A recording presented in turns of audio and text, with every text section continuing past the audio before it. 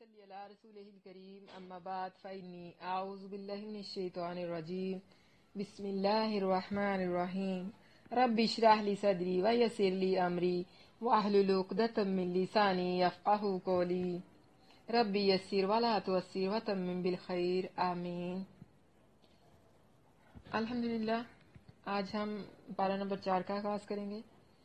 پچھلے پارے میں ہم نے جس کا نام تھا تلک الرسل، یعنی رسولوں کی خدمات کے بارے میں پڑھا تھا کہ انہوں نے کس طرح اللہ کی توحید کی دعوت دی۔ سوچئے، خود سے سوال کریے کہ آپ نے اس پارے کو پڑھ کر رسولوں کے بارے میں کیا محسوس کیا، کس طرح انہوں نے اللہ کے دین کے لیے اپنی زندگیاں وقف کی۔ جنہوں نے اپنی زندگیاں اللہ کا دین اللہ کے بندوں تک پہنچانے میں وقف کی، در حقیقت وہی لوگ قابل رشک ہیں جو اللہ کی بات اللہ کے بندوں تک پہنچائیں۔ اللہ سے دعا ہے کہ اللہ ہمیں بھی ان لوگوں میں شامل کر لے، آمین۔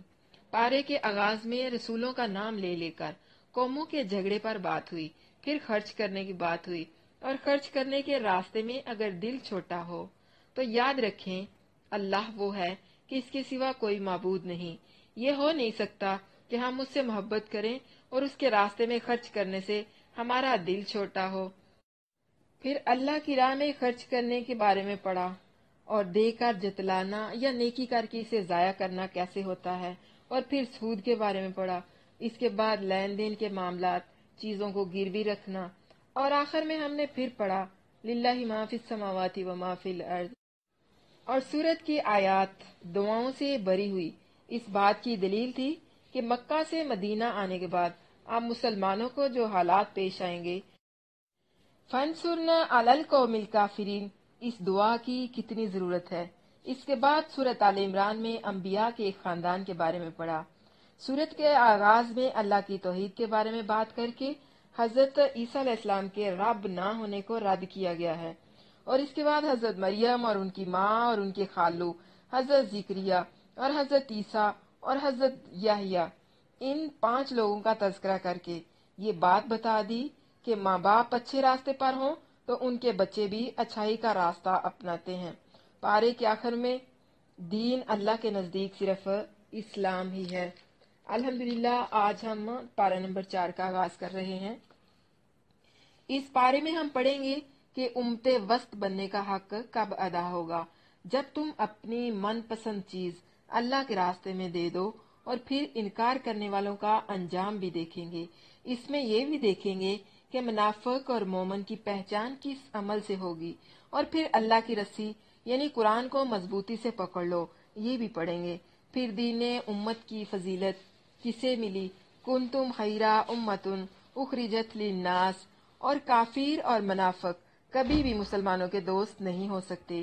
اور سب سے بڑھ کر یہ پتہ چلے گا کہ ایمان کی پرکھ تلواروں کے سائے میں ہوتی ہے، اور باطل خیالات کے بارے میں پڑھیں گے، اور شہادت اور خوشخبریاں پانا اللہ کے راستے میں جان دے کر، اور دنیا کا سامان آخرت کی نجات کا ذریعہ نہیں ہے۔ شاہ سے فقیر تک روز قیامت ایک ہی انجام سے دوچار ہوں گے اگر ان کے اعمال ایک جیسے ہوں گے۔ اور آخر میں غصے پر کیسے قابو پانا ہے، اور یہ بھی کہ غصہ شیطانی عمل ہے، اس سے کس طرح بچنا چاہیے۔ اور پھر اسی پارے میں سورت نساء بھی شروع ہو جائے گی، اور اس کے آئلی نظام کے قوانین یعنی نکاح وغیرہ کے بارے میں پڑھیں گے، وراثت کے مسائل، نافرمانوں کا حشر کیا ہوتا ہے، قیامت کے دن عورت پر ظلم کا خاتمہ کیسے ہونا ہے، حق مہر کے مسائل، عام صدقہ، اور کبھی کبھی خاص صدقہ دینے کی بھی ضرورت ہوتی ہے، اور اپنے اللہ کے بیچ میں آنے والی ہر من پسند چیز کو راستے سے ہٹا دو۔ اس پارے کی سب سے اہم بات ہے جو کہ مرکزی حیثیت رکھتی ہے، وہ یہ ہے کہ اپنے اللہ کے راستے میں آنے والی ہر رکاوٹ کو دور کر لو۔ آج وقت ہے نیکیاں کر لو، قیامت کے دن بہت حسرت ہوگی ان پر جنہوں نے دنیا کی عارضی زندگی کے بدلے آخرت کی نہ ختم ہونے والی زندگی کا سودا کر لیا۔ خود بھی مسلمان بننا ہے، اچھے مسلمان بننا ہے، اور اپنی اولادوں کو بھی اسی راستے پر چلانا ہے، اور اپنا آپ اللہ کے حوالے کر دینا ہے۔ اپنا وقت، اپنی جان، اپنا مال، اپنی اولاد، ہر چیز اللہ کے لیے پیش کر دیجئے، اور اللہ کے دین کی راہ میں ہجرت کرنے والوں کی قربانیوں کی قدر کرنا شر اور برائی ہمیشہ سے ہے اور ہمیشہ رہے گی۔ آپ نے اپنی نسلوں کی بہترین تربیت کرنی ہے اور انہیں شر سے بچانا ہے۔ اب ہم آغاز کرتے ہیں۔ بسم اللہ الرحمن الرحیم۔ لن تنالوا البر حتی تنفقوا، اور تم پوری نیکی ہرگز حاصل نہیں کرو گے یہاں تک کہ اس میں سے کچھ خرچ کرو جس سے تم محبت رکھتے ہو، اور تم جو چیز بھی خرچ کرو گے تو بے شک اللہ اسے خوب جاننے والا ہے۔ بندہ مومن کا محبوب کون ہے؟ اللہ تعالی۔ آیت نمبر 92 سے آیت نمبر 101 تک۔ اپنی من پسند چیز اللہ کی راہ میں خرچ کرنا، یعنی اپنی پسندیدہ چیز اللہ کی راہ میں دیے بغیر نیکی نہیں ملتی۔ لن تنالوا البر، بر کیا ہے؟ کامل نیکی۔ مما تحبون، اس میں سے کچھ خرچ کرو جس سے تم محبت رکھتے ہو، بہت عام ہے، یعنی جان، مال، اولاد، رشتہ دار، عزت، غرض ہر چیز شامل ہے اس میں۔ یہ خطاب مسلمانوں کو بھی ہے اور یہودیوں کو بھی۔ مسلمانوں سے خطاب کی مناسبت یہ ہے کہ پچھلی آیات میں بیان فرمایا کہ کافر کو خرچ کرنے سے کچھ بھی فائدہ نہیں ہوگا۔ اب اس آیت میں مومنوں کو خرچ کرنے کی کیفیت بتائی ہے جس سے آخرت میں انہیں نفع ملنے والا ہے۔ مقصد یہ ہے کہ انسان جو کچھ بھی اللہ کی راہ میں خرچ کرتا ہے، چاہے وہ تھوڑا ہو یا زیادہ، وہ اللہ تعالیٰ کے علم میں ہے، اور انسان کو بشرط یہ کہ مسلمان ہو اور اخلاص سے خرچ کرے، اس کا بدلہ ضرور ملے گا۔ اس لیے معمولی چیز خرچ کرنے کو بھی عار نہیں سمجھنا چاہیے، مگر نیکی میں کامل درجہ حاصل کرنے کے لیے ضروری ہے کہ اپنی عزیز ترین چیز اللہ کی راہ میں دے دی جائے۔ یہ آیت سن کر اس پر صحابہ کرام رضی اللہ عنہ کے عمل کی ایک مثال ذرا سنیے۔ حضرت انس رضی اللہ عنہ بیان کرتے ہیں کہ جب یہ آیت نازل ہوئی تو ابو طلحہ انصاری رضی اللہ عنہ رسول اللہ صلی اللہ علیہ وسلم کی خدمت میں حاضر ہوئے اور عرض کی، یا رسول اللہ صلی اللہ علیہ وسلم، میری جائیداد میں سے مجھے سب سے زیادہ محبوب بئر روحا ہے جو عین مسجد نبوی کے سامنے تھا۔ نبی کریم صلی اللہ علیہ وسلم اس میں تشریف لے جایا کرتے اور اس کا نفیس اور میٹھا پانی پیا کرتے تھے۔ اور اے اللہ کے رسول صلی اللہ علیہ وسلم، اللہ تعالیٰ نے فرمایا ہے، لن تنالوا البر حتی تنفقوا مما تحبون، سو میں اسے اللہ کی راہ میں صدقہ کرتا ہوں اور اس کے اجر و ثواب کی امید رکھتا ہوں۔ آپ اس کے بارے میں جو چاہیں فیصلہ فرما دیں۔ یہ تھے اللہ کے بندے، اللہ کے وہ بندے جو حقیقی نیکی حاصل کرنا چاہتے ہیں اور اپنی ہر چیز ہر وقت اللہ کی راہ میں قربان کرنے کے لیے تیار رہتے ہیں۔ حضرت عمر بن خطاب رضی اللہ عنہ نے عرض کیا، اے اللہ کے رسول صلی اللہ علیہ وسلم، مجھے خیبر میں سے جو حصہ ملا ہے اس سے بڑھ کر نفیس مال مجھے آج تک حاصل نہیں ہوا۔ میں نے ارادہ کیا ہے کہ اسے صدقہ کر دوں۔ آپ صلی اللہ علیہ وسلم نے فرمایا، اصل اپنے پاس رکھو اور اس کے پھل کو اللہ کے راستے میں تقسیم کر دو۔ حضرت عمر رضی اللہ عنہ نے اسے وقف کر دیا۔ یہود کا ذکر یہاں اس لیے آیا ہے کہ ان کو اپنی ریاست بہت عزیز تھی، جس کو تھامنے کو نبی کریم صلی اللہ علیہ وسلم کی پیروی نہیں کرتے تھے، تو جب وہی نہ چھوڑیں تو اللہ کی راہ میں درجہ ایمان نہیں پائیں گے۔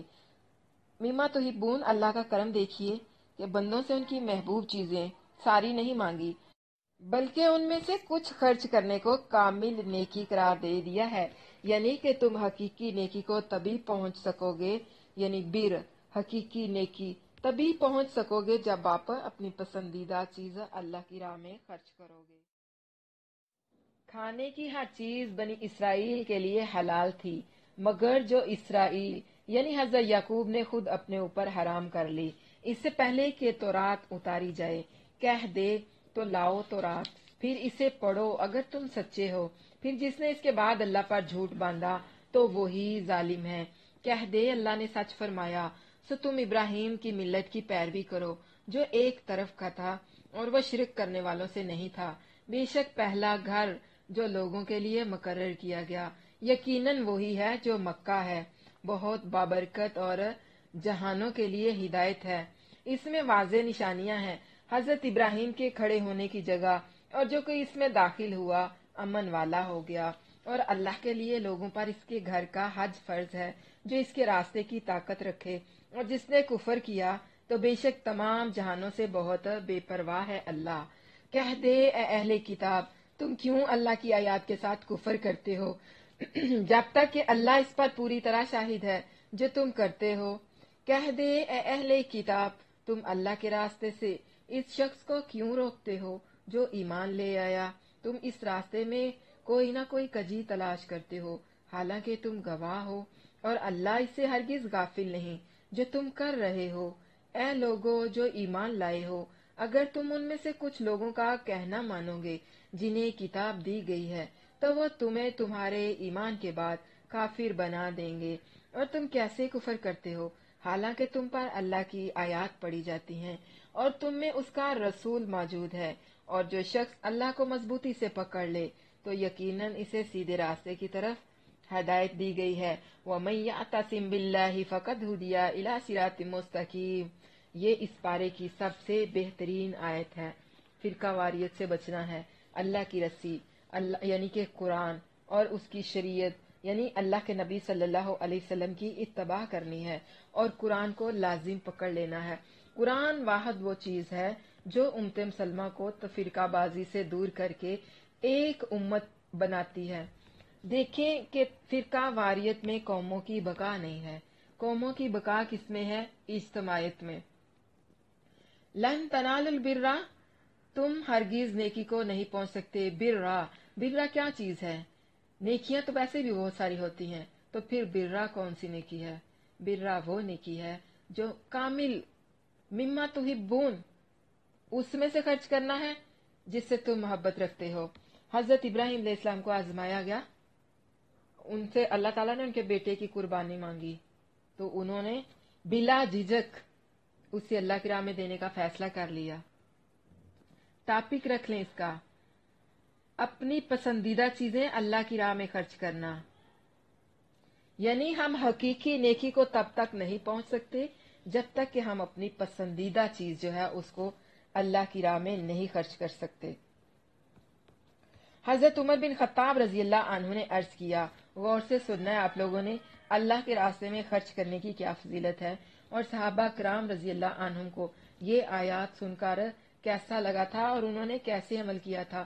آپ بھی یہ سوچیں کہ یہ آیات ابھی آپ لوگوں پر اتر رہی ہیں، یہ سوچ لیں کہ یہ قرآن آج سے 1400 سال پہلے نہیں، یہ پارہ آج آپ لوگوں پر نازل ہو رہا ہے۔ حضرت عمر بن خطاب رضی اللہ عنہ نے عرض کیا، اے اللہ کے رسول صلی اللہ علیہ وسلم، مجھے خیبر میں سے جو حصہ ملا ہے، یہ پڑھنے کے بعد حضرت عمر نے کہا، مجھے جو خیبر سے حصہ ملا ہے اس سے بڑھ کر عمدہ اور نفیس مال مجھے آج تک حاصل نہیں ہوا، میں نے ارادہ کیا ہے کہ اسے صدقہ کر دوں۔ آپ صلی اللہ علیہ وسلم نے فرمایا، اس کی اصل کو اپنے پاس رکھ لو اور اس کے پھل کو اللہ کے راستے میں تقسیم کر دو۔ اور حضرت عمر رضی اللہ عنہ نے اپنی وہ پراپرٹی، پتہ ہے صحابہ کا جو دور تھا بڑی غربت کا دور تھا، اور مال غنیمت ملنا ایک بہت بڑی خوشخبری تھی، ایک بہت بڑی نعمت تھی، اور کسی کو وہ نعمت ملے اور وہ اللہ کے راستے میں دے دے، ایسا دل ہے آپ لوگوں کے پاس؟ صحابہ کے پاس ایسے ہی دل تھے۔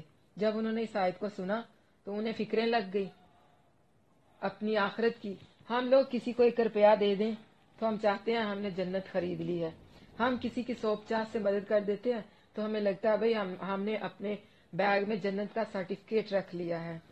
لیکن حقیقی نیکی تب تک نہیں مل سکتی جب تک کہ ہم اپنی محبوب چیز، سب سے پسندیدہ چیز اللہ کی راہ میں نہیں خرچ کرتے۔ تو آپ لوگوں کی پسندیدہ چیز کیا ہے؟ میرے خیال میں تو مال ہی ہے، اولاد کی قربانی بھی ہے کہ آپ اپنی اولاد کو اللہ کے دین کے لیے وقف کر دیں، کہ اپنے بچے کو آپ نے دین کا علم سکھانا ہے اور اس کو دین کی دعوت دینے والی بنانا ہے یا حافظ قرآن بنانا ہے، اللہ کے لیے وقف کرنا ہے۔ اسی طرح حضرت انس رضی اللہ عنہ بیان کرتے ہیں کہ جب یہ آیت نازل ہوئی، اس بات پر غور کرنا ہے کہ صحابہ کس طرح اللہ کی رضا کی تلاش میں رہتے تھے، کس طرح نیکیاں کرنے کے لیے ہر وقت تیار رہتے تھے۔ حضرت انس رضی اللہ عنہ بیان کرتے ہیں کہ جب یہ آیت نازل ہوئی اس وقت کا تصور کریں تو ابو طلحہ انصاری رضی اللہ عنہ رسول اللہ صلی اللہ علیہ وسلم کی خدمت میں حاضر ہوئے اور عرض کی، یا رسول اللہ صلی اللہ علیہ وسلم، میری جائیداد میں سے سب سے زیادہ محبوب بیر روحا کا وہ باغ ہے जो ऐन मस्जिद नबवी के सामने था। नबी करीम सल्लल्लाहु अलैहि वसल्लम इसमें तशरीफ ले जाया करते थे और इसका नफीस और मीठा पानी पिया करते थे।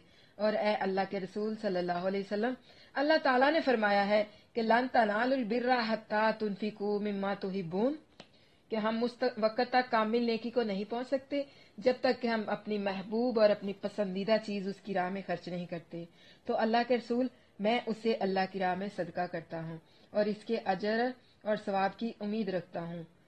आप सल्लल्लाहु अलैहि वसल्लम इसके बारे में जो चाहे फैसला फरमा दें। ये थे सहाबा, ये था उनका ईमान। ना कोई हील, ना कोई हुज्जत।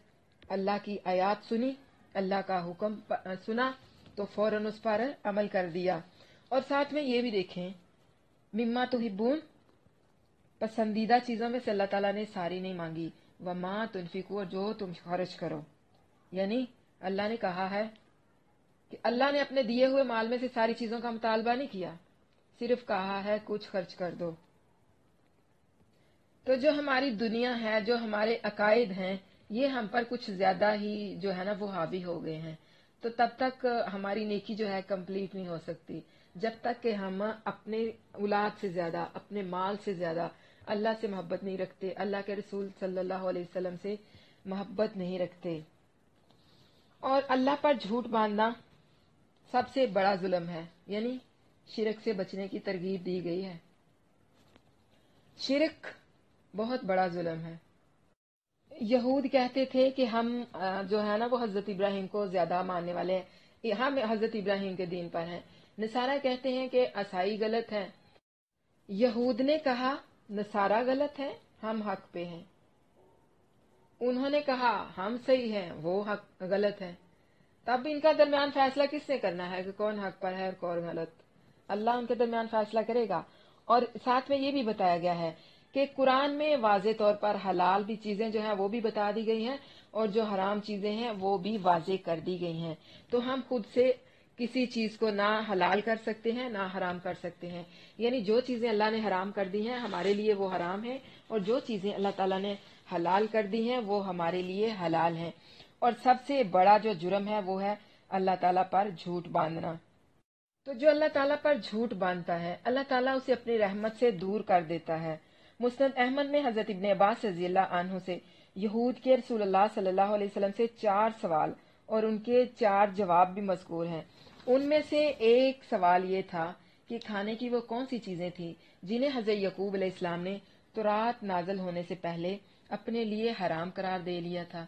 आप सल्लल्लाहु अलैहि वसल्लम ने ये जवाब दिया कि हजरत यकूब अलैहिस्सलाम सख्त बीमार हो गए थे, उनकी बीमारी बहुत तवील हो गई थी और उन्होंने ये नजर मानी थी कि अगर अल्लाह ताला ने उन्हें शफा अता फरमाई तो वो अपने पसंदीदा खाने और पसंदीदा मशरूब को तर्क कर देंगे।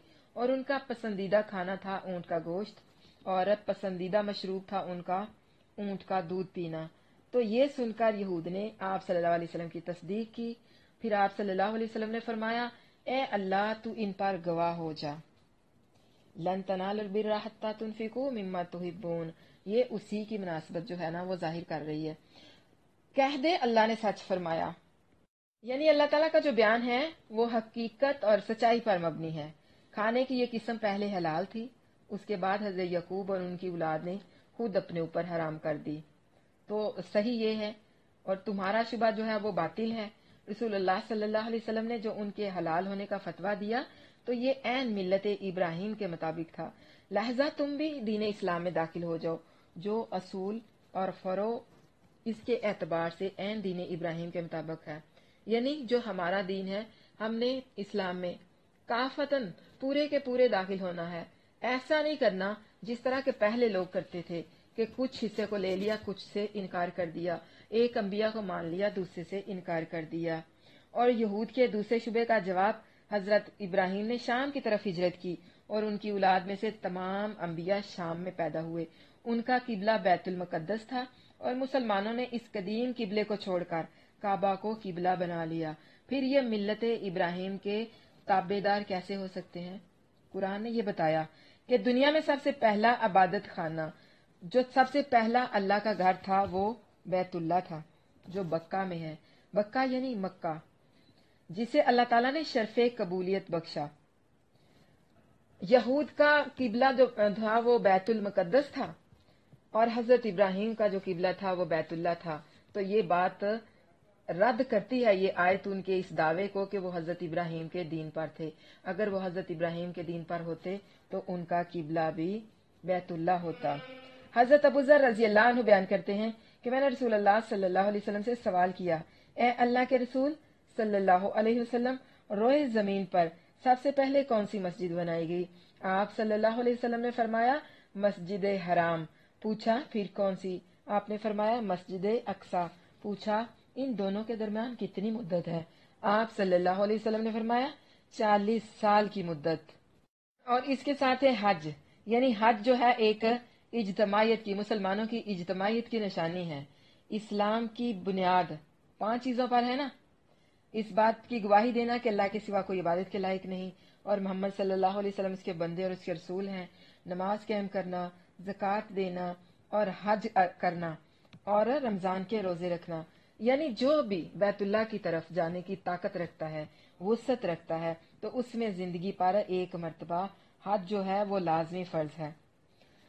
ताकत रखने का मतलब कि उसके पास इतना पैसा है कि वो अपने रास्ते का खर्चा उठा सकता है, अपना जिस तरह के जहाज का टिकट होता है और कुर्बानी भी करनी होती है और उसके अलावा पीछे फैमिली जो होती है उनकी, जिसको वो छोड़कर जाते हैं, यानी खुद भी अपने रास्ते का खर्चा बर्दाश्त कर सके और पीछे अपनी फैमिली के लिए भी। और अगर किसी के पास कुछ भी नहीं है तो उस पर हज फर्ज नहीं है। हज उस पर फर्ज है जिसके पास अल्लाह ताला ने वुसअत में, यानी जिसको अल्लाह ताला ने माल में वुसअत दी हो। और फिर अगर वो शख्स माल की वुसअत के बावजूद सुस्ती करता है, हज अदा नहीं करता, तो उसके बारे में हजरत इब्ने अब्बास रजी अल्लाह अन्हु बयान करते हैं कि रसूलुल्लाह सल्लल्लाहु अलैहि वसल्लम ने फरमाया, फक़दिल्लाहु फ़हुवा अहक्कु बिल क़िदा, अल्लाह का कर्ज अदा करो क्योंकि वो पूरा किए जाने का ज्यादा हकदार है। हज एक कर्ज है और जो ताकत रखता है उसे इस कर्ज को अदा कर देना चाहिए। देखें कि अरकान, ये जो बुनियाद है इस्लाम की जिन चीजों पर, वो 5 चीजें हैं और उनमें हज भी है। जिस तरह हम इमारत खड़ी करते हैं और इमारत के दरमियान, उसकी बुनियादों के दरमियान में से हम एक जगह खाली छोड़ देते हैं तो वो इमारत बदनुमा होगी या फिर उसकी मजबूती भी वो नहीं होगी। तो इसी तरह अगर हम इस्लाम का कोई एक रुकन, कोई एक बुनियाद उसको छोड़ देते हैं तो इस्लाम की वो फिर खूबसूरती नहीं रहती। इसलिए अगर आपको अल्लाह ताला ने वुस्त दी है तो उसके घर का हज जरूर रखें। जो शख्स हज की ताकत रखे और फिर हज ना करे तो इस पर बराबर है कि वो यहूदी होने की हालत में मरे या नसरानी होने की हालत में, अल्लाह ताला को इससे कोई फर्क नहीं पड़ता। पहले किताब के शुबहात की तरदीद करने के बाद अब उन्हें डांट पिलाई जा रही है कि तुम ना सिर्फ ये कि हक पर खुद ईमान लाते बल्कि तुम दूसरों को भी मना करते हो। यानी ना तुम खुद हक पर ईमान लाते हो और साथ साथ दूसरों को भी मना करते हो जो ईमान ला चुके हैं। इनमें तरह तरह के फितने और वसवसे छोड़ते हो और उन्हें राह हक से हटाने की कोशिश करते हो और दीन हक में कमियां तलाश करते हो जानबूझकर, ताकि दीन में नुक्स पैदा कर सको। यहाँ मुसलमानों को नसीहत फरमाई जा रही है कि इन लोगों से होशियार रहें और गुमराही में न पड़ जाएं। अल्लाह ताला ने अहले किताब के शुबहात का जवाब देकर मुसलमानों से फरमाया कि उनकी बात मत सुनो, यही इनका इलाज है। वरना शुबहात सुनते सुनते ऐसा ना हो कि कहीं आप अपनी रास्ते से या अपनी राह से फिसल जाओ। अब भी हर मुसलमान का फर्ज है कि शक करने वालों की बातें ना सुने। इसमें दीन की सलामती है। बहस और झगड़े से बचें। ईमान के बाद, यानी कि वो तो चाहते हैं कि तुम्हारे ईमान लाने के बाद वो तुम्हें दोबारा से कुफर में फेर दें। ईमान के बाद फिर काफिर बना देने में ये चीज भी शामिल है कि इनका काम आपस में मुसलमानों को लड़ाना है, यानी आपस की मोहब्बत और इत्तेफाक को खत्म करना। रसूलुल्लाह सल्लल्लाहु अलैहि वसल्लम ने फरमाया, मेरे बाद फिर काफिर न बन जाना कि एक दूसरे की गर्दनें मारने लगो। कि इस कुफर से मुराद इस्लाम में रहकर कुफर है, मुर्तद होना नहीं। क्योंकि अल्लाह ताला ने मुसलमानों के 2 लड़ने वाले ग्रोहों में दोनों को मोमन करार देकर उनके दरमियान सुलह करवाने का हुक्म दिया है। और फिर तुम किस तरह कुफर करते हो, हालांकि अल्लाह ताला की आयत तुम पर पढ़ी जाती हैं और उनका रसूल तुम्हारे अंदर मौजूद है। और फिर ये भी कि अल्लाह की रस्सी को मजबूती से पकड़ लो। व अंतुम तुतला अलैकुम आयातुल्लाहि व फीकुम रसूल। इससे मुराद है औस और खजरज के 2 कबीले। حضرت ابن عباس رضی اللہ عنہ فرماتے ہیں جاہلیت میں اوس اور خزرج کے درمیان لڑائی رہتی تھی۔ اب ایک دفعہ وہ بیٹھے ہوئے تھے کہ انہوں نے آپس میں جو کچھ ہوا تھا اس کا ذکر کیا تو وہ دونوں غصے میں آ گئے اور ایک دوسرے کے مقابلے کے لیے اسلحہ لینے کے لیے اٹھے تو اس پر یہ آیت اتری تھی، یعنی تمہاری طرف سے کفر کا ارتکاب بہت بعید ہے، کیونکہ اللہ تعالیٰ کی آیات تم پر پڑھی جا رہی ہیں اور اس کا رسول بھی تمہارے اندر موجود ہے، تمہارے پاس موجود ہے، اور جو شخص اللہ کو مضبوطی سے پکڑ لے تو یقیناً اسے سیدھے راستے کی طرف ہدایت کی گئی ہے۔ یعنی اس کا مخاطب تو صحابہ کرام تھے، لیکن یہ آیت تمام مسلمانوں کے لیے ہے، ہمارے لیے بھی ہے، جن پر عمل پیرا ہو کر ہم موجودہ دور کے فتنوں، ہر قسم کی بدعت اور ضلالت اور گمراہی سے محفوظ رہ سکتے ہیں۔ آپ بغیر دیکھے رسول اللہ صلی اللہ علیہ وسلم پر ایمان لانا اور کتاب و سنت پر عمل کرنا بہت بڑے اجر کا باعث ہے۔ ابن محریز کہتے ہیں کہ میں نے ابو جمعہ، یہ نام ہے ایک صحابی کا، ابو جمعہ رضی اللہ عنہ سے کہا ہمیں کوئی رسول اللہ صلی اللہ علیہ وسلم کے بارے میں حدیث سناؤ جو تم نے رسول اللہ صلی اللہ علیہ وسلم سے سنی ہوئی ہو، تو انہوں نے کہا ہاں میں تمہیں ایک جید حدیث سناؤں گا۔ جید حدیث وہ ہوتی ہے جس میں کسی قسم کا کوئی شک نہیں ہوتا، پختہ، یعنی جس کے جو راوی ہوتے ہیں وہ سارے سیکھا ہوتے ہیں۔ ہم نے رسول اللہ صلی اللہ علیہ وسلم کے ساتھ ناشتہ کیا اور ہمارے ساتھ ابو عبیدہ بن جراح رضی اللہ عنہ بھی تھے۔ انہوں نے کہا یا رسول اللہ صلی اللہ علیہ وسلم، کیا ہم میں سے بھی کوئی بہتر ہے، یعنی ہم سے بڑھ کر بھی کوئی بہتر ہے؟ ہم آپ کے ساتھ اسلام لائے اور آپ کے ساتھ جہاد کیا، تو آپ صلی اللہ علیہ وسلم نے فرمایا ہاں، وہ لوگ جو تمہارے بعد ہوں گے وہ مجھ پر ایمان لائیں گے، حالانکہ انہوں نے مجھے نہیں دیکھا۔ ہے نا خوبصورت بات؟ اگلا رکوع ہے 102 سے 109 تک۔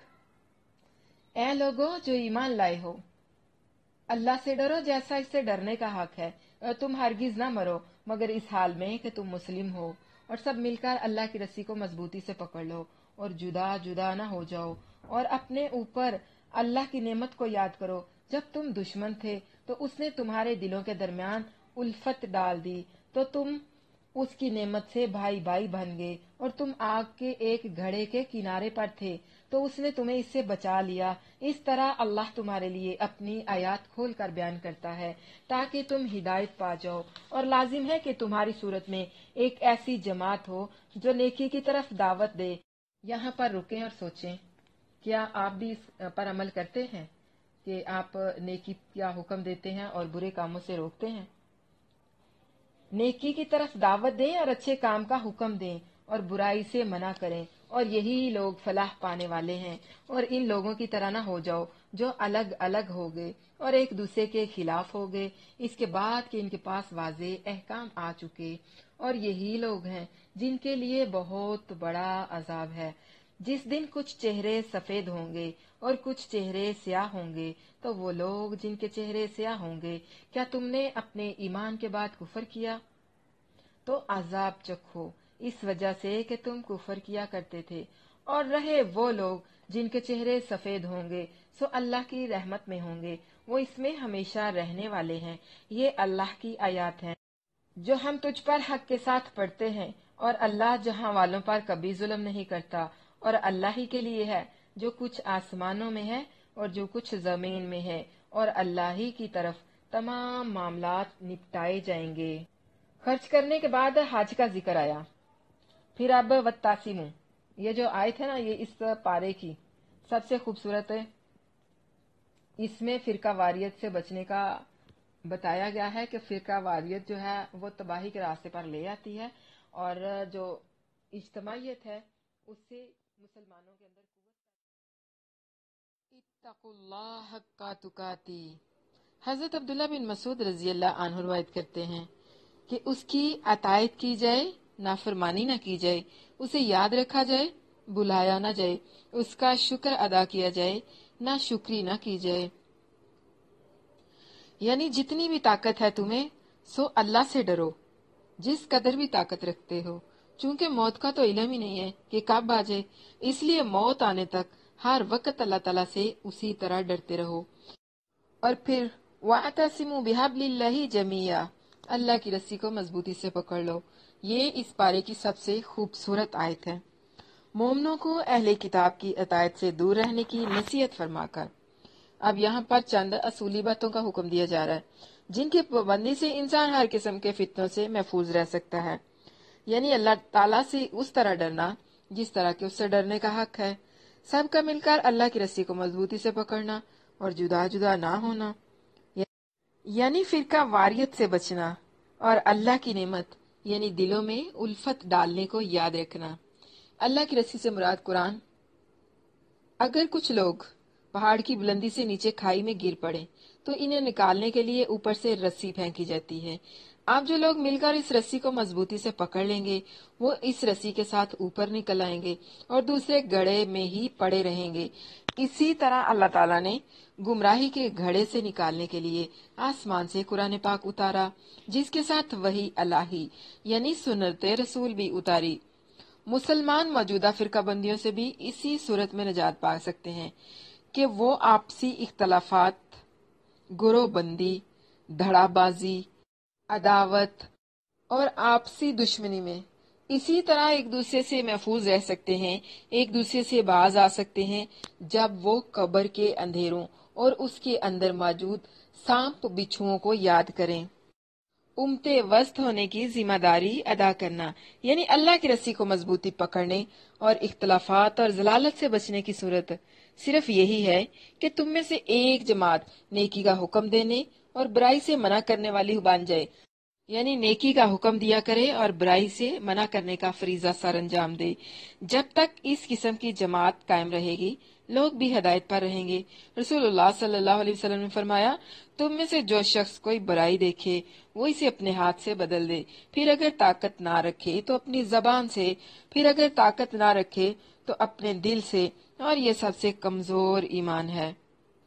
یہی لوگ کامیاب ہونے والے ہیں۔ کون لوگ؟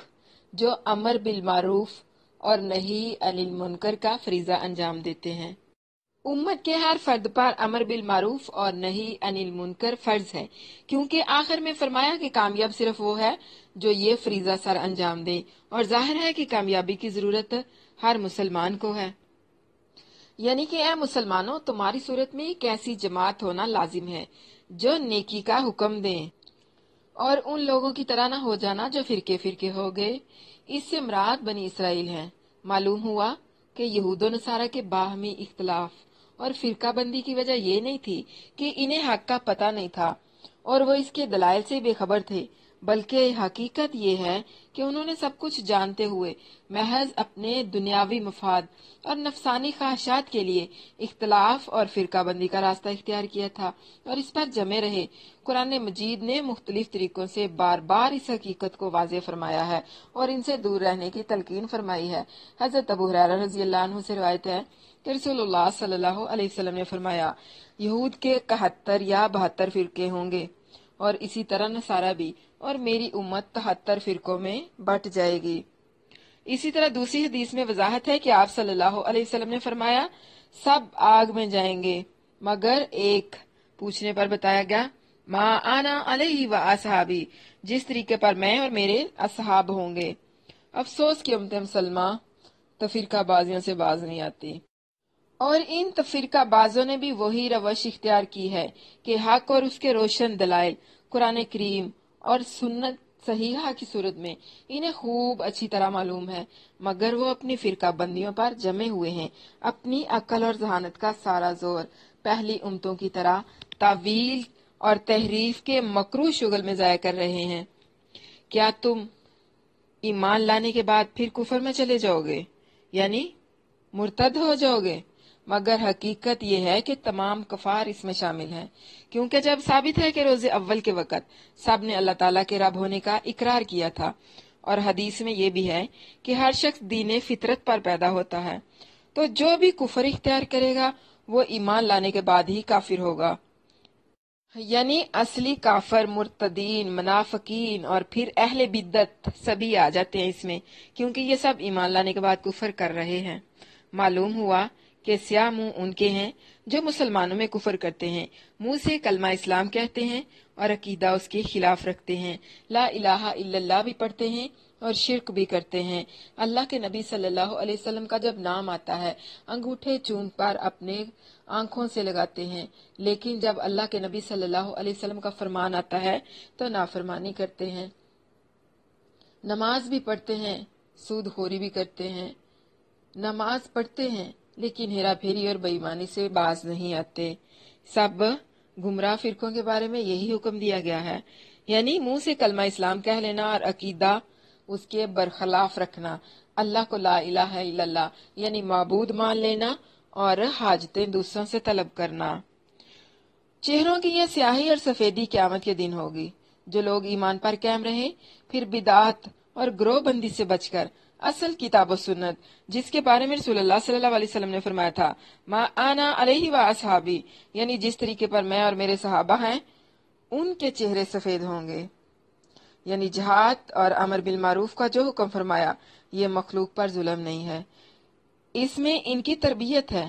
جب اللہ تعالیٰ کو ہر چیز کا علم اور ہر چیز پر قدرت حاصل ہے تو اسے کسی پر ظلم کرنے کی کیا ضرورت ہے؟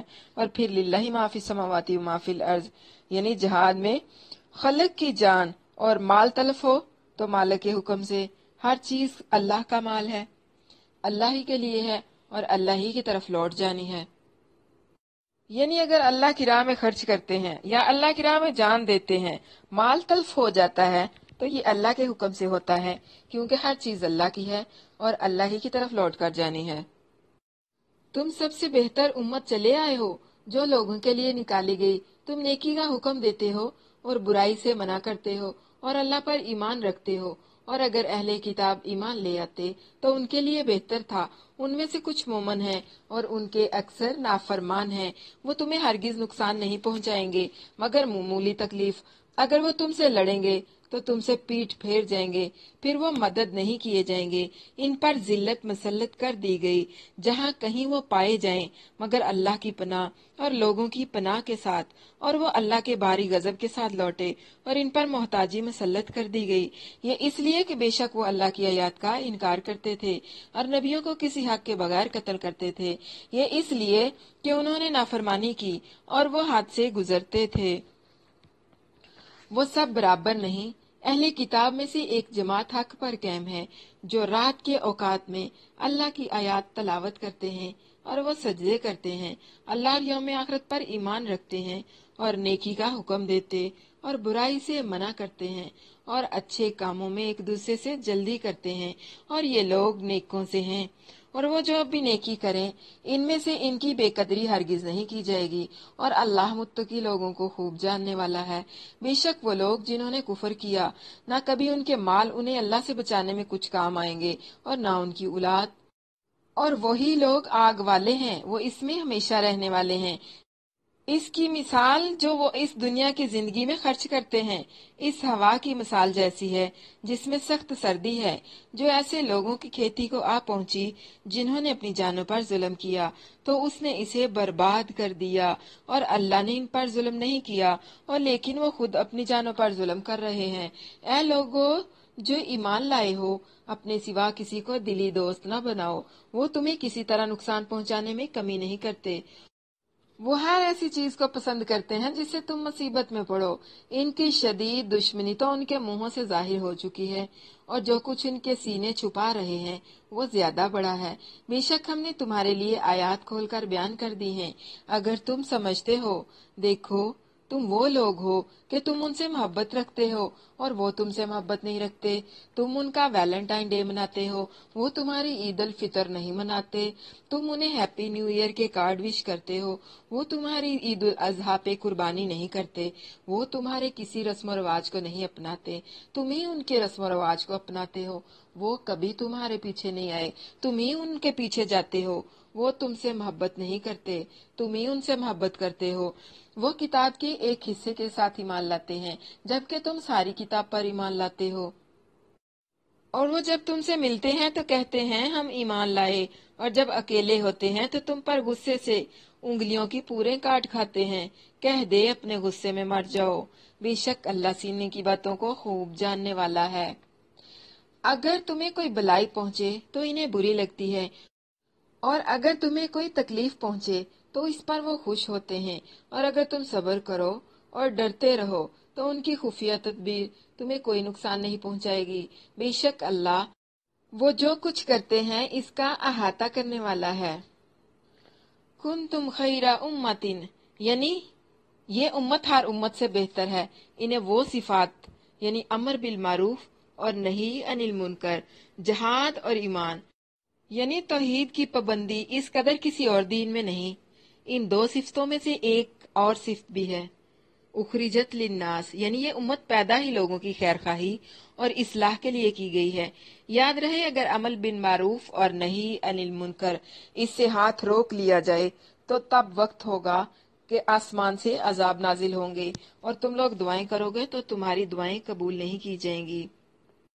امت وسط، جس کا مقصد ہی دوسروں کی خیر خواہی اور اصلاح ہے۔ حضرت ابو ہریرہ رضی اللہ عنہ نے اس آیت کے بارے میں فرمایا، تم لوگوں کے حق میں تمام لوگوں سے بہتر ہو کہ ان کو گردنوں میں زنجیریں ڈال کر لاتے ہو حتیٰ کہ وہ اسلام میں داخل ہو جاتے ہیں۔ معاویہ بن حیدر رضی اللہ عنہ بیان کرتے ہیں کہ رسول اللہ صلی اللہ علیہ وسلم نے فرمایا، تم 70 امتوں کو پورا کر رہے ہو جن میں سے تم اللہ تعالیٰ کے ہاں سب سے بہتر اور سب سے معزز ہو۔ کچھ لوگ نیکی کا حکم دیتے ہیں اور کہتے ہیں کہ اس سے لوگ خود بخود برائی چھوڑ دیں گے۔ اگر ایسا ہوتا تو برائی سے منع کرنے کا حکم کیوں دیا جاتا؟ سب سے بڑی برائی شرک اور کفر یعنی زبان سے روکنے کے ساتھ ہے، قتال یعنی لڑنا بھی فرض ہے۔ بہترین امت ہونے کا وصف چند شرطوں کے ساتھ مشروط ہے، یعنی لوگوں کی خیرخواہی اور اصلاح کرنا، امر بالمعروف اور نہی عن المنکر اور اللہ پر ایمان لانا یعنی توحید خالص۔ جب اس امت میں یہ چیزیں نہیں رہیں گی تو وہ بہترین امت ہونے کے وصف سے بھی محروم ہو جائے گی۔ جیسا کہ یہود کے بارے میں آتا ہے، کانوا لا یتناہون عن منکر فعلوہ، یعنی ایک دوسرے کو کسی برائی سے جو انہوں نے کی ہوتی روکتے نہ تھے، جیسا کہ اب اس امت کا حال ہو رہا ہے۔ معمولی تکلیف مراد کے زبانی بہتان تراشی سازشیں۔ اگر میدان میں یہ لوگ تمہارے مقابل آتے ہیں تو یہ تمہارے سامنے ٹک نہیں سکیں گے، تم سے پیٹھ پھیر کر بھاگ جائیں گے۔ اور یہ جو یہود ہیں، یہ جو اسرائیل ہیں، یہ مسلمانوں سے کبھی بھی سامنے آ کر مقابلہ نہیں کر سکتے۔ یہ ہمیشہ پشت پیچھے سے وار کرتے ہیں، ہمیشہ دوسروں کے کندھوں پر بندوق رکھ کر چلاتے ہیں۔ میدان عمل میں یعنی میدان میں تمہارے مقابلے میں ٹھہر نہیں سکیں گے، اور ایسا ہی ہوا۔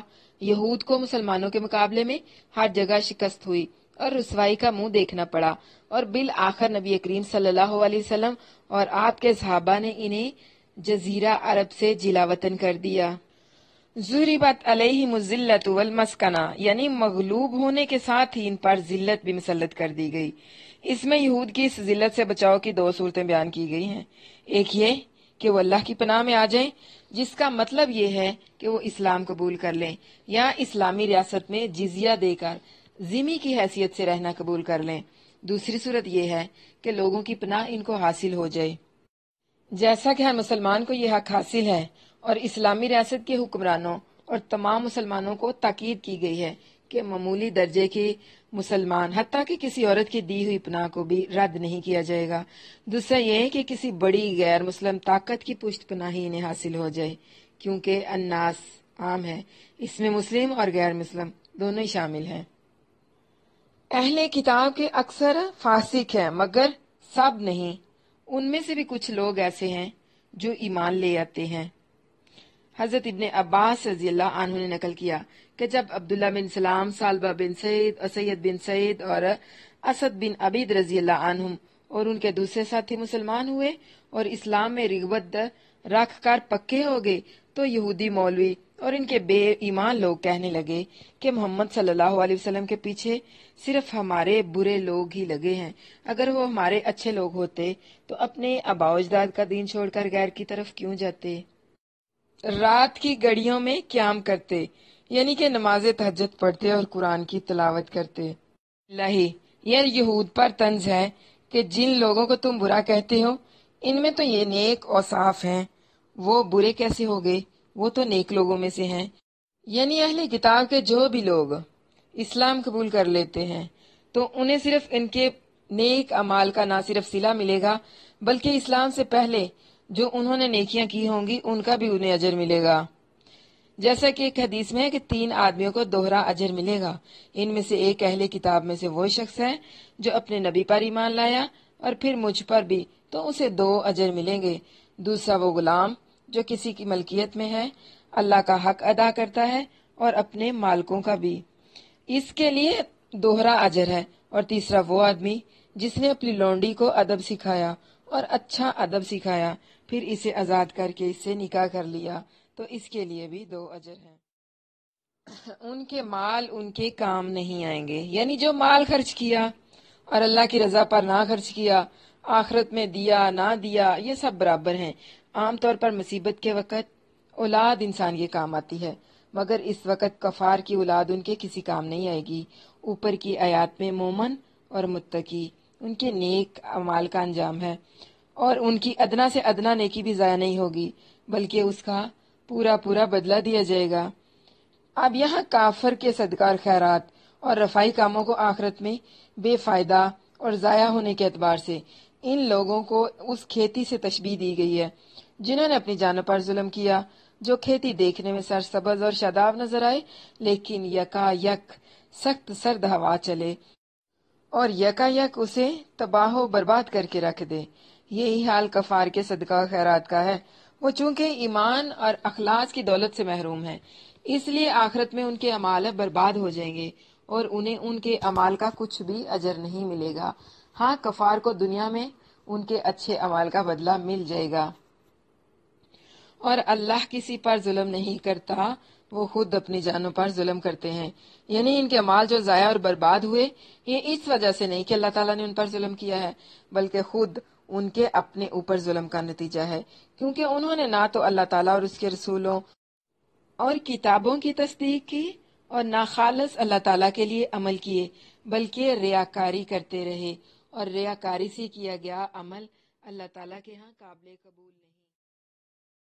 اسی طرح جو غیر مسلم ہیں، جو ایمان نہیں لاتے، جو مومن نہیں ہیں، جو منافق ہیں، ان کے خرچ کی بھی یہی مثال ہے۔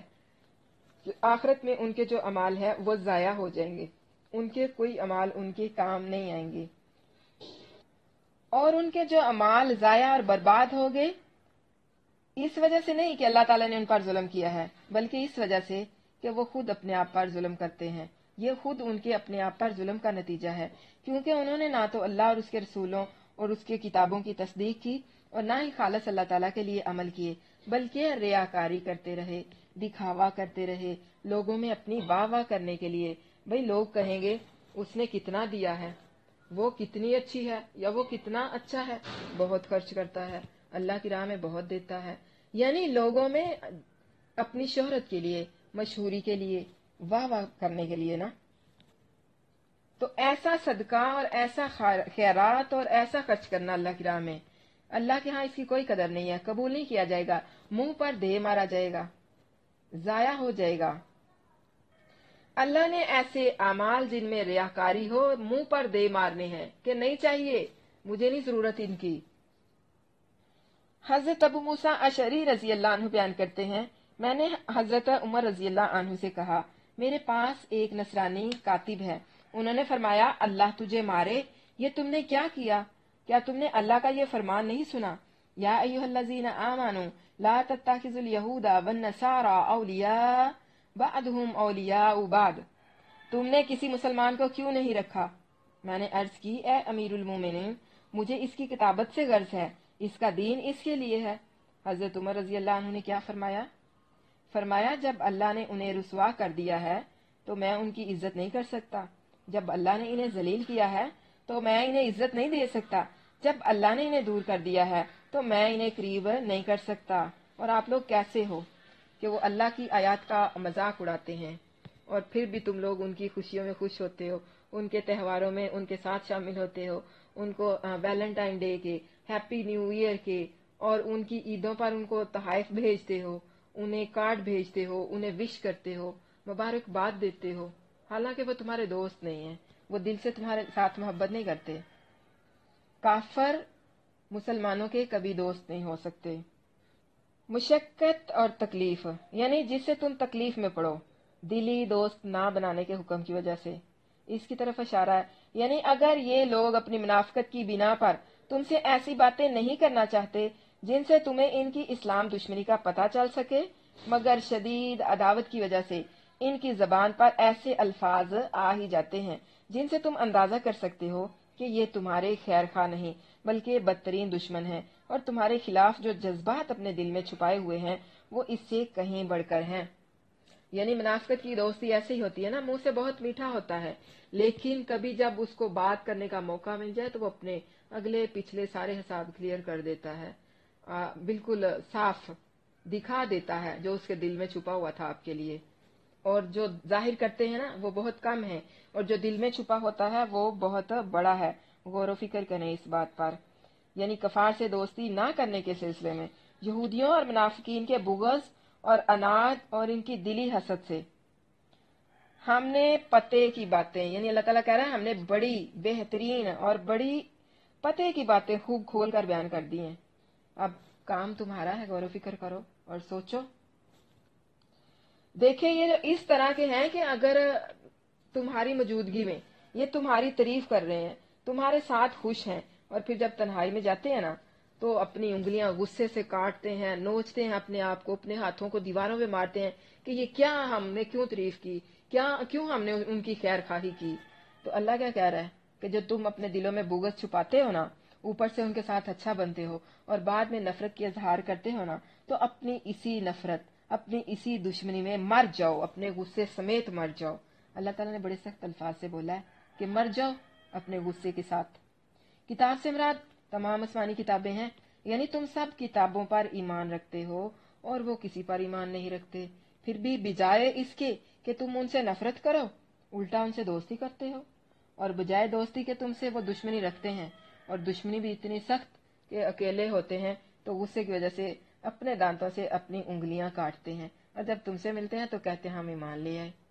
منافقین کی مسلم دشمنی کو واضح کیا ہے اللہ نے، کس طرح؟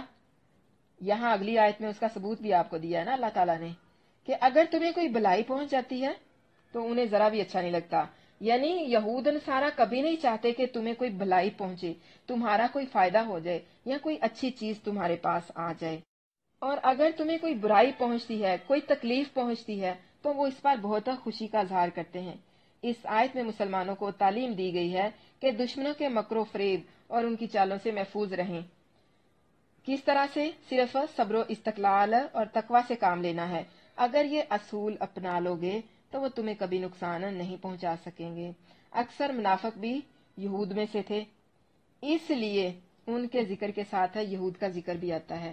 اب آگے غزوہ احد کی باتیں شروع ہو جائیں گی، کیونکہ اس میں بھی مسلمانوں نے بعض کافروں کا کہنا مان لیا تھا اور لڑائی سے پھر گئے تھے۔ منافقوں نے اپنے نفاق کی باتیں ظاہر کی تھی۔ دیکھیے کہ یہاں سے آپ کو پتہ بھی چلے گا اگلے رکوع میں کہ کس طرح سے اللہ کے نبی صلی اللہ علیہ وسلم کا حکم نہ ماننا تباہی اور نقصان کا باعث بن جاتا ہے۔ آپ لوگ ان آیات پر غور کریں، یہ سپارہ پڑھنے کے بعد آپ نے اس پر نوٹ کرنا ہے۔ میں تو کہتی ہوں کہ ابھی آپ اپنے پاس ایک پینسل رکھ لیں اور ان میں سے ایسی آیات پر آپ چن چن کر نشان لگاتی جائیں، یعنی ان کو ہائی لائٹ کرتی جائیں، تو تب بعد میں جب آپ اس پر غور و فکر کریں گے تو پھر آپ کو اندازہ ہوگا کہ یہ پارہ کس قدر احکامات سے بھرپور ہے، اور یہ ہمارے لیے ہے، میرے لیے ہے، آپ کے لیے ہے، اور یہ ایسے محسوس ہوتا ہے کہ یہ احکامات جو ہے نا یہ ابھی ابھی نازل ہو رہے ہیں۔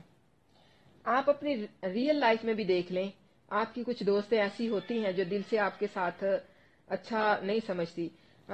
دور نہیں جائیں، میں آپ کو اپنی ایک مثال دیتی ہوں۔ 2 بچے میرے پاس پڑھتے، 2 فیملی کے بچے میرے پاس پڑھتے۔ ایک فیملی جو تھی اس کی بچی جو تھی وہ بڑی لائق تھی، چھوٹی چھوٹی باتوں کو وہ فالو کرتی تھی، جو انہیں سکھایا جاتا اس کو وہ اپنے ذہن میں رکھتی تھی، محفوظ رکھتی تھی۔ میں بھی کہ ان کے ساتھ ان کے پیرنٹ کا بھی ہاتھ تھا بچی کو یہ سب یاد کروانے میں، نماز، اذکار، پارا، چھوٹی سی بچی تھی۔ اور اس کے برعکس دوسری فیملی جو تھی وہ ان کے بچے جو تھے بڑے تھے، لیکن وہ چیزوں کو اس طرح یاد نہیں تھے رکھ سکتے جس طرح کے وہ بچی رکھتی تھی۔ آپس کے تعلق اور دوستی سے کیا پتا چلا کہ 2 بچوں کو جب ہم پڑھا رہے تھے نا، بظاہر تو سب ٹھیک تھا، خوش باش تھے، ایک دوسرے سے اچھا ملتے تھے، لیکن جب پتا چلا کہ اس کی بچی کو یہ چیزیں آ رہی ہیں اور میرے بچوں کو نہیں آ رہی، تو اندر کا چھپا ہوا حسد باہر آ گیا، سارا حساب کلیئر ہو گیا۔ کچھ ہوتے ہیں ہماری اپنی زندگیوں میں بھی اس طرح کے دوست نا، جو چاہتے ہیں اگر ہمیں کوئی بلائی مل جاتی ہے یا ہمارے پاس کوئی خیر کثیر آ جاتا ہے تو انہیں اچھا نہیں لگتا، وہ چاہتے ہیں کہ یہ لوگ ہمیشہ محتاج ہی رہیں، دوسروں سے مانگتے رہیں یا ہمارے دستے نگر رہیں۔ تو غور کرنا ہے کہ آپ لوگوں کے اندر ایسی کوئی بات تو نہیں ہے۔ اگر ایسی کوئی بات ہے تو اللہ کی طرف آ جائیں اور توبہ کر لیں۔ اللہ بے حد بخشنے والا نہایت مہربان ہے۔ اگر گناہ کے بعد ہم لوگ اصلاح کی طرف آ جاتے ہیں، گناہ کے بعد ہم لوگ نیکی کی طرف آ جاتے ہیں، تو نیکیاں گناہوں کو مٹا دیتی ہیں۔ اب اگلے رکوع کی طرف چلتے ہیں۔ غزوہ احد کا بیان شروع ہونے والا ہے۔ اور جب تو صبح سویرے اپنے گھر کے پاس سے نکلا، مومنوں کو لڑائی کے لیے مختلف ٹھکانوں پر مقرر کرتا تھا، اور اللہ سب کچھ سننے والا، سب کچھ جاننے والا تھا۔ اللہ کے نبی سے کہا جا رہا ہے کہ اس وقت کو یاد کرو جب تم صبح کے وقت نکلے تھے، یعنی میدان جنگ میں جنگ بندی کر رہے تھے۔ وہ کیا کہتے ہیں نا، گھات لگانا ہوتا ہے کہ کہاں بیٹھنا ہے، کون سی جگہ زیادہ محفوظ ہے، کہاں دشمن پر زیادہ آسانی سے حملہ کیا جا سکتا ہے، کون سی ایسی جگہ ہے جہاں سے دشمن ہم پر حملہ کر سکتا ہے، یعنی جنگ بندی کر رہے تھے۔ دین کے تقاضوں کے لیے صبح صبح گھر سے نکلنا زیادہ بہتر ہوتا ہے۔ اللہ کے نبی صلی اللہ علیہ وسلم جب بھی کسی آبادی پر حملہ کرنا چاہتے تو نماز فجر کے بعد آپ لشکر کو روانہ کرتے تھے۔ اور جب تم میں سے دو جماعتوں نے ارادہ کیا کہ ہمت ہار دیں، حالانکہ اللہ ان دونوں کا دوست تھا، اور اللہ ہی پر پاس لازم ہے کہ مومن بھروسہ کریں، اور بلا شبہ یقیناً اللہ نے بدر میں تمہاری مدد کی جبکہ تم نہایت کمزور تھے، بس اللہ سے ڈرو تاکہ تم شکر کرو۔ جب تو ایمان والوں سے، اللہ کے رسول سے کہا جا رہا ہے کہ اے رسول، جب تو ایمان والوں سے کہہ رہا تھا کیا تمہیں کسی طرح کافی نہ ہوگا کہ تمہارا رب 3000 فرشتوں کے ساتھ تمہاری مدد کرے جو اتارے ہوئے ہوں؟ کیوں نہیں، اگر تم صبر کرو اور ڈرتے رہو اور اپنے اسی جوش میں تم پر آ پڑیں تو تمہارا رب 5000 فرشتوں کے ساتھ تمہاری مدد کرے گا جو خاص نشان والے ہوں گے، اور اللہ نے اسے نہیں بنایا مگر تمہارے لیے ایک خوشخبری، اور تاکہ تمہارے دل اس کے ساتھ مطمئن ہو جائیں، اور مدد نہیں ہے مگر اللہ کے پاس سے جو سب پر غالب کمال حکمت والا ہے، تاکہ وہ ان لوگوں کا ایک حصہ کاٹ دے جنہوں نے کفر کیا، یا انہیں ذلیل کر دے پس وہ ناکام واپس لوٹ جائیں۔ تیرے اختیار میں اس معاملے سے کچھ بھی نہیں۔ کیا معلوم ہوا کہ انبیاء اور رسولوں کے اختیار میں کوئی معاملہ بھی نہیں ہوتا، کوئی بات بھی نہیں ہوتی، وہ بھی اللہ کے حکم کے پابند ہوتے ہیں، جو بھی ہوتا ہے اللہ کی طرف سے ہوتا ہے۔ اور تیرے اختیار میں اس معاملے سے کچھ بھی نہیں، یا وہ ان پر مہربانی فرمائے یا انہیں عذاب دے، کیونکہ بلا شبہ وہ ظالم ہیں۔ اور اللہ ہی کا ہے جو کچھ آسمانوں میں ہے اور جو کچھ زمین میں ہے، اور وہ جسے چاہتا ہے بخش دیتا ہے اور جسے چاہتا ہے عذاب دیتا ہے، اور اللہ بے حد بخشنے والا نہایت رحم والا ہے۔ وَإِذْ غَدَوْتَ مِنْ أَهْلِكَ، یعنی جب تو صبح صبح نکلا۔ غزوہ احد کا بیان شروع ہو گیا ہے۔ غزوہ بدر میں ذلت آمیز شکست، 70 آدمی قتل اور 70 قید ہونے کے بعد مشرکین نے جوش انتقام میں مدینہ پر حملہ کرنے کا منصوبہ بنایا، اور ارد گرد سے قبائل کو جمع کر کے 3000 کا مسلح لشکر تیار کر لیا، اور جبل احد کے قریب آ کر ٹھہر گئے۔ رسول اللہ صلی اللہ علیہ وسلم نے صحابہ سے مشورہ کیا۔ بعض صحابہ کرام نے مدینہ میں رہ کر لڑنے کا مشورہ دیا، جبکہ بعض پر جوش جوانی تھا، یعنی بعض پرجوش نوجوانوں نے جو بدر میں شریک نہیں ہو سکے تھے، میدان میں نکل کر لڑنے کا فیصلہ کیا کہ ہم میدان میں نکل کر لڑیں گے۔ آپ صلی اللہ علیہ وسلم نے ان کی رائے کے مطابق 1000 کی جماعت لے کر بستی سے باہر نکل کر لڑنے کا فیصلہ کر لیا، یعنی آپ صلی اللہ علیہ وسلم 1000 کی جمعیت کو لے کر باہر نکلے۔ اور پھر ایک مقام ہے راستے میں، شوت، مقام شوت، اس پر عبداللہ بن ابی نے مسلمانوں کو دھوکہ دیا۔ دیکھیں ظاہر ہو گیا نا حق اور باطل۔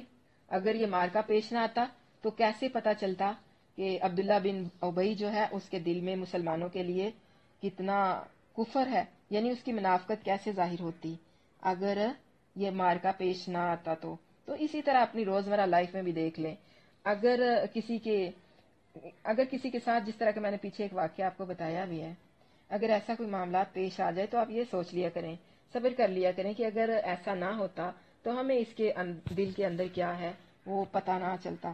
یعنی اس نے مسلمانوں کو دھوکہ دیا اور اپنے 300 ساتھیوں کے ساتھ لوٹ آیا، کہنے لگا میں نہیں ساتھ لڑ سکتا۔ اس سے کیا ہوا، بعض مسلمانوں کے حوصلے جو تھے وہ ڈھہ گئے، جیسا کہ اگلی آیات میں آ رہا ہے۔ اللہ تعالیٰ نے ان کو ثابت قدمی بخشی۔ رسول اللہ صلی اللہ علیہ وسلم 700 صحابہ رضی اللہ عنہ کو لے کر آگے بڑھے اور احد کے قریب وادی میں فوج کو جمع کر دیا، جس کی طرف قرآن نے